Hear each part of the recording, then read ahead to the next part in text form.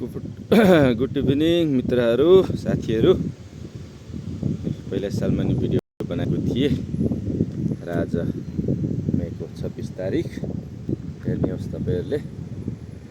आज राति फुल्ने कोपिलाहरू पनि पक्रनै थालिसकेको छ सबै। तपाईहरुले हेर्नुहुन्छ आज राति फुल्नेहरू हो। मेरो पनि धेरैजना चाहिँ नि 15-20 वटा जति हेर्न सक्नुहुन्छ। यसरी अर्कै प्रकारको बिरुवा हो यो। यसरी अलिकति यसको डाँठ चाहिँ नि पातहरू चाहिँ ठुलो ठुलो छन् र यसरी अलिकति अर्कै किसिमको हो र स्वाद पनि अर्कै छ यसको नि।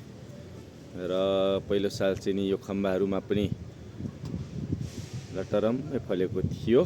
मैले काटेर फ्याँकिदिएको छु यो, किनभने यहाँ माथि यसो घर निर्माण गर्नु पर्यो कि एक तल्ला बनाउनु भनेर। र यो छेउछेउको चाहिँ नि अझै पनि यो चाहिँ नि अब छेउ पनि हुन्छ। यो चाहिँ नि मिजोरामको दृश्य हुन्।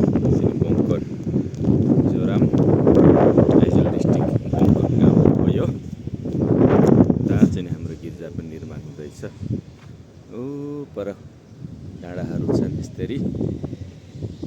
यता तरफ चाहिँ नि स्काई वक भएको ठाउँ हो, देखिएको छैन आज।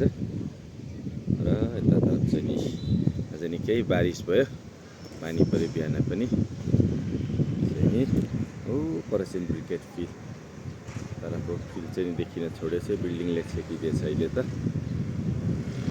बिल्डिङले भरिसक्यो नि। प्रभुको आशिषले एकचोटि पनि अलिअलि त ड्रागन फ्रुट चाख्न पाइन्छ जस्तो छ।